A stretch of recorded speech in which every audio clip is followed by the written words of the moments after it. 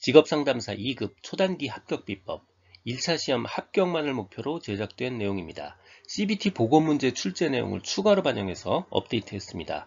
관련 자료나 링크는 동영상 아래에 정보 참고 고정 댓글에 넣어두겠습니다. 도움이 되셨다면 좋아요, 구독 부탁합니다. 남녀고용평등법 성희롱 예방교육이요. 매년 1회 실시해야 돼요. 연 2회 실시해야 된다 오답이고요. 분기별 1회 이상 실시해야 된다 이거 다 오답입니다. 예외가 없습니다. 여성으로만 구성되어 있는 회사 생략할 수 있다 이거 오답이고요. 남성으로만 구성된 혹은 여성으로만 구성된 사업장 안 해도 된다 이거 다 오답이에요. 성희롱 예방 교육에는 관련 법령, 직장 내 성희롱 예방 시의 처리 절차와 조치 기준, 그리고 피해 근로자의 고충 상담 및 구제 절차 등이 포함되어 있어야 돼요. 사업주는 그 내용을요, 교육 내용을 근로자가 자유롭게 열람할 수 있는 장소에 항상 게시해 두거나 갖추어둬서 근로자에게 널리 알려야 됩니다. 직장 내 성희롱 예방교육은 사업자의 규모나 특성 등을 고려해서 연수나 조회, 회의, 인터넷 등 정보통신망 등을 이용한 사이버 교육 등으로도 실시할 수가 있고요. 10명 미만의 근로자를 고용하는 사업장의 경우에는 간접 교육, 예를 들어서 홍보물 게시나 배포 같은 것도 가능합니다. 단순히 교육 자료를 배포나 게시판에 공지한 것 등 교육 내용이 제대로 전달되지 됐다는 게 확인이 불가능한 경우, 이 경우 예방교육한 것으로 보지 않습니다. 사업주는 성희롱 예방교육을 고용노동부 장관이 지정하는 기관에 어떤 교육기관에 위탁해서 실시할 수 있고요. 교육기관은 2년 동안 만약에 교육 실적이 없다 그러면 고용노동부 장관은 그 지정을 취소할 수도 있습니다. 직장 내 성희롱이란 사업주, 상급자 또는 근로자가 직장 내 지위를 이용하거나 혹은 업무에 관련해서 다른 근로자한테 성적 언동 등으로 성적 굴욕감 혹은 혐오감을 느끼게 하거나 혹은 성적 언동 또는 그 밖의 요구 등에 따르지 않았다는 이유로 고용에서 어떤 불이익을 주는 것, 이게 다 성희롱에 해당됩니다. 사업주, 상급자, 근로자 당연히 성희롱해서는 안 되고요.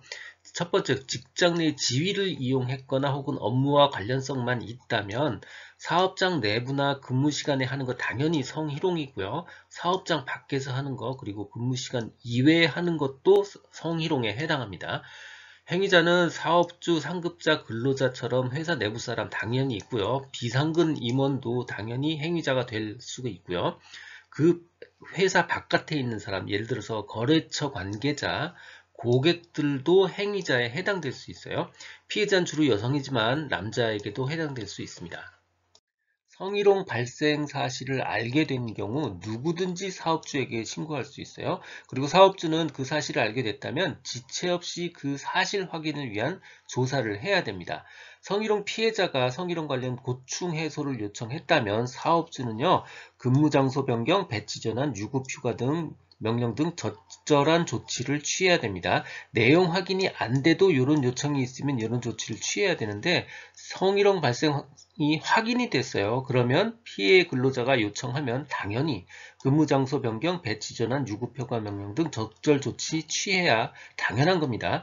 사업주는 발생 사실이 확인이 되면 바로 행위자에 대해서 지체 없이 바로 징계나 그 밖에 이에 준하는 조치를 취해야 되고요. 거꾸로 피해를 입은 근로자나 성희롱 발생을 주장하는 근로자에게 해고를 하거나 그 밖에 불리한 조치를 해서는 당연히 안 됩니다.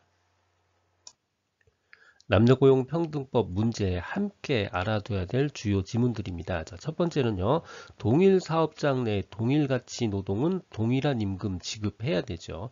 두 번째는 고용노동부 장관은 남녀고용평등 실현과 일가정 양립 기본에 관한 기본 계획을 5년마다 수립합니다. 자, 세 번째, 적극적 고용 개선 조치. 이거는 현존하는 남녀 간의 고용 차별 없애거나 고용 평등을 촉진하기 위해서 잠정적으로 특정성을 우대하는 조치를 말하는 거고요.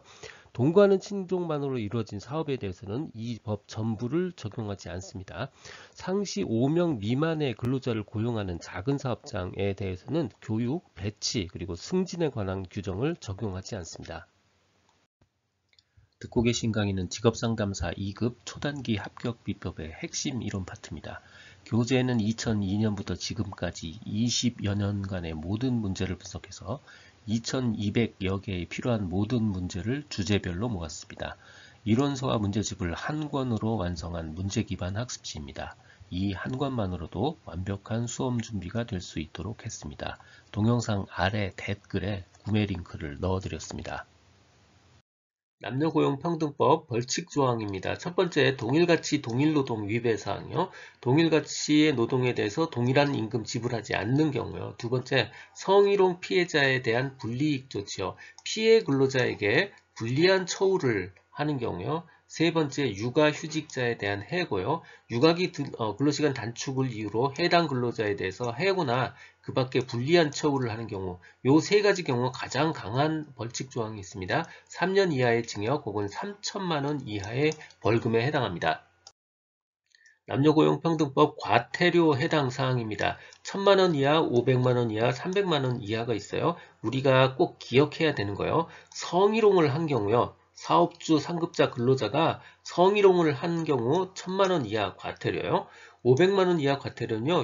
난임치료 휴가 주지 않은 경우, 성희롱 발생 확인했는데 행위자, 가해자에 대한 조치를 하지 않은 경우, 예방교육 안 한 경우, 그 다음에 조사 과정에서 알게 된 사실을 비밀을 누설한 경우 모두 500만 원 이하의 과태료입니다. 우리가 기억해야 되는 거, 성희롱을 직접 했으면 1000만 원 이하 과태료요. 그 내용을 알고 있었는데 행위자인데 조치를 취하지 않았거나 예방교육하지 않은 경우 500만 원 이하의 과태료에 해당합니다. 고용정책 심의회요. 고용에 관한 사항을 심의하기 위해서 고용노동부에 고용정책 심의회를 두었습니다. 심의한다는 건 무슨 결정한다는 뜻이 아니에요. 치밀하게 그냥 토론한다는 얘기입니다. 과거 남녀고용평등법 관련해서 적극적 고용개선위원회, 이게요, 고용정책 심의회로 이관되었습니다. 바뀌었다는 뜻이에요. 위원장은 고용노동부 장관이고요. 위원장 1명을 포함해서 30명의 위원으로 구성되어 있습니다. 심의 내용은요, 여성 근로자 고용 기준에 관한 사항, 그리고 적극적 고용 개선 조치의 시행 계획, 그리고 적극적 고용 개선 조치의 이행 실적에 대한 심사와 평가에 관한 사항입니다. 명예고용평등감독관이요. 여기서 제일 중요한 단어 세 가지입니다. 이 명예감독관은요, 말 그대로 명예입니다.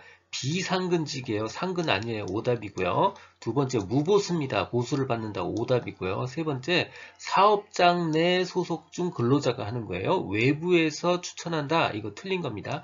당해 사업장 소속 근로자가 추진합니다. 요거 세 가지. 첫 번째, 비상근, 무보수, 당해 사업자 중 근로자입니다. 나머지 한번 쉽게 읽어보시면 돼요. 임기 3년으로 하되 연임 가능하고요. 고용노동부 장관은 위촉 및 해촉의 권한을 지방고용장관에게 위임합니다. 고용노동부 장관은 명예감독자로 활동하기에 부적합한 사유가 있어서 해촉을 요청한 경우에 그 명예감독관 해촉할 수 있습니다. 명예감독관 업무에는 해당 사업장의 차별 및 직장 내 성희롱 발생 시 피해 근로자에 대한 상담, 조언이 포함되고요. 해당 사업자의 고용평등 이행 상태 자율점검 및 지도 시에도 참여합니다. 명예고용평등감독관은 남녀평등, 고용평등 제도에 대한 홍보, 계몽 활동하고요. 법령 위반 사실이 있는 사항에 대해서 사업주에 대한 개선 건의하고요. 감독기관에 대한 신고 업무를 수행합니다. 사업주는 명예감독관으로서 정당한 임무 수행을 한 것을 이유로 해서 해당 근로자에게 인사상 불이익 등에 대한 조치를 취해서는 안 됩니다. 이 내용은 블로그와 전자책에 동일하게 그대로 있습니다. 도움이 되셨다면 좋아요, 구독 부탁드립니다. 지금까지 라드캠지기 꾸벅이 박종규였습니다. 감사합니다.